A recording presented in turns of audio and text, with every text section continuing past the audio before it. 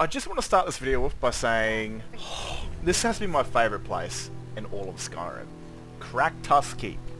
It's in the fall... it's actually not the fall forest. It's currently the fall forest because I use the mod seasons of Skyrim. And shit, doesn't this look beautiful. I mean, holy moly. I've only got a month left of fall. And it's my favourite season in Skyrim because the Rift looks beautiful. Falkreath Forest looks beautiful. And then I'm going into winter. There's going to be some cool stories. But how beautiful is this place? And when you kill all the orcs here, they don't respawn. So it becomes your own very little fortification. It's beautiful, I love it. But we're not here for that. We're here for backstories. Because backstories matter. Right? Especially when you're trying to tell stories, you can't just chuck characters in there and give them no explanation. You know? I've given enough backstories on Sigund. With entire stories voiced by her and her grandmother and her sister. And, you know, those are very important things to kind of get an understanding of the character that's in the story or it's in your game or whatever. Now, one backstory, a character, what I like to do, right? I like to not just make new characters and new stories, but expand upon existing characters. Make them go from this boring meh to something that feels like they've got some gravity in Skyrim. Or any sort of game, you know, where there's room to wiggle. And, well, this is one right here. Angie. So, Angie, right? Angie, she's a vanilla character. She's kind of meh. She's probably the only ever practical teacher in the entire thing. She actually lives by here, I'm pretty sure. There we go. She lives up on, I think, is that the Gerald Mountains? Or is this the Gerald Mountains? And she hides away from the world. And you go there, you have a chance to talk to her and kill her on the spot, or you have a chance to befriend her and she'll teach you how to do archery and she'll give you a physical, practical test. Basically, she explains, let's just remove her helmet, that she's up there because she took justice into her own hands for the people that killed her family. In Helgen. And then she's up there on the mountain. Of course, she probably doesn't know what happened to Helgen, but she probably would have seen a dragon, you know, destroy something, and she's up there on her own, so she probably had no idea that Helgen was destroyed. But I've certainly expanded her character, given her a unique outfit, which I like, to the point to where, I don't know, man, like, she feels like she's part of the actual world, not just some side NPC that's good for a bit of practical training, and then she's useless.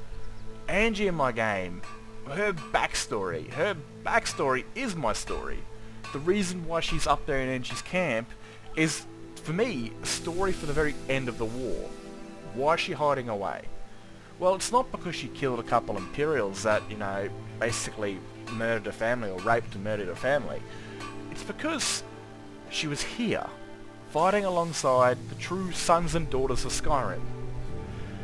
And that's what I love about expanding these characters that I can. There's other ones I want to talk about in the future that aren't female. One of them is actually a male, and he lives in Riften. But, yeah, it's just like there's a reason why she's hiding away. There's a reason for that. And it's not because she killed a couple Imperials, like I said. It's because she fought in the friggin' rebellion, and she killed quite a few Imperials. She earned herself a name. Arrow Seeker. You know, I want the name like a heat-seeking missile because her arrows always find their targets. And she would have killed a tremendous amount of Imperials and high-ranking officers to earn herself a name, you know, as a war criminal. Because in my story, the Empire wins, right? And the heroes of one side become the villains of another and the war criminals of the victors. And so with this is exactly what I wanted to do. The reason why, you know, my character, maybe even Centauros or the Dragonborn, might walk up that mountain in a year or two's time, in game time, and meet a woman up there hiding away. She's telling you a truth, but not the full truth. She told you that, you know, that the Imperials killed a family, and she's up there because she killed them. Not telling you the full truth of why she's up there. Not telling you the exact truth. And I like that, because she's not going to go, oh yep, I was Angie Arrowseeker, I killed many Imperials. Go down, you know, to the nearest town and tell the Imperials where she's at and earn a big gold sun. It's very silly. But, yeah, so that's kind of where I'm at with this one right now. And it's really expanding her story to kind of enhance her character.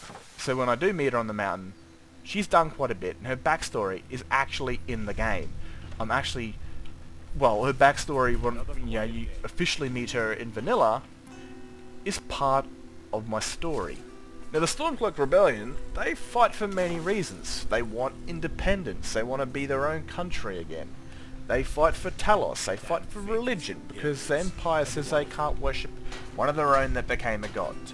They fight for hatred, because they either hate the elves from the Great War, they hate the Empire for surrendering, or they hate the Empire for killing their loved ones. There's many different reasons to go to war.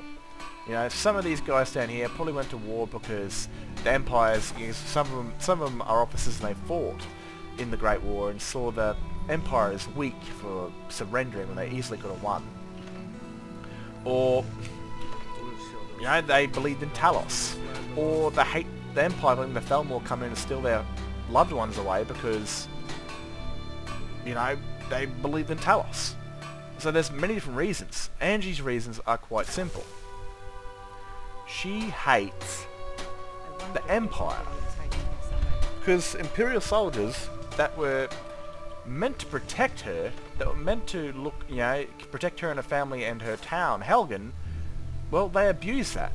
And they killed and raped her, her mother and her. They raped her. That's kind of my story, at least. I'm pretty sure that's the way it goes. I haven't done a conversation in a very long time. But, you know, the very people that were there to safeguard her abused her and killed one of it, and killed her. In this my story, it's a little brother and a father and a mother. And that's the reason she fights the Stormcloak Rebellion, not because of Talos or independence, because she hates the Empire, because they were meant to protect her and they violated her. And so now she puts arrows through them as they put their arrows through her. But her ones kill people. And so this is kind of the thing that I like, you know. And there's another character, like I said, a male character in Riften. He's a bit of a prick, because when I first played the game, you know, I always play as an Imperial. And you go into Riften, he's in the inn, he goes, "You're an Imperial bastard!" Like, he's always talking mad shit to you if you are of the Imperial race. And you should probably know who he is if you're a veteran of Skyrim. There's a little story cooking up with him that will pretty much come into play quite soon, since the Empire has taken over Riften in my game. That's a story that will come out a little bit later. But that's not a story cooking for a vanilla character that will eventually join... Whoa! What the... join the ranks of the Stormcloaks. I'm gonna go put some clothes back in that guy. Man, this place is way too fresh air and freeing for that... Hey mate, I know it's a very beautiful place and all, you know, it's very freeing, very foresty, very naturey, but we don't need to walk around in a nature suit, so I'd appreciate it if you would put your northern salami away, you know, that would be most appreciative, because even, yeah, if the Imperials come, you might find an arrow piercing your left nut, and you don't want that, so please put some fucking clothes on. But yeah, just like my last story, backgrounds matter, because we talked about Vitalia, what the fuck her name is, and her story was, you know, she was an Imperial soldier. Angie's story is one born of hatred.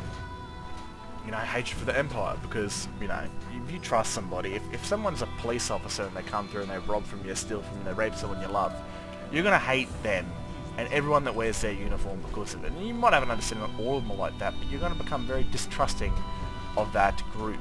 And, well, they killed all her family. Her little brother raped her mother and her, and killed her father. You know, so that's quite a bit of hatred and not enough room to forgive, and I don't really blame her. I might even give her my mask, eh? I might do that. I might give her this Sigand mask. It might actually really look good on her. Anyway, I hope you guys have enjoyed this little video, and you know, if you like them, I'll plan on doing some more, because it's always good showing off characters, because I mean, at the end of the day, I hope to inspire you guys that are watching to create your own characters, expand upon the vanilla ones, but create your very own stories. And I would even love one day, like, I don't really watch gameplay or playthroughs or anything like that because I find that boring, but I would love to come to YouTube one day and see someone doing a series like mine, watch their version of Skyrim, you know, watch Skyrim that is to them, because that's what they're going to carry on to the next game. It's going to be their story, as this one's mine. And hopefully, throughout this journey that I've been doing stories and stuff like that, hopefully people have taken bits and pieces of that, added to their own, or even put their own characters in, sort of taken my story and replace bits and pieces of it, you know, whatever. The idea is, hopefully, I inspire others to do you know, stories. And even if you, you know, hopefully publicly release them on YouTube and stuff like that. Anyway, I'm going to get out of your hair, and I'm going to go edit Angie here, because I think her shoulders are a bit too pushed in. Anyway, hope you guys have enjoyed, and if you've got any questions or anything like that, let me know. I'll catch you later. Have a good one.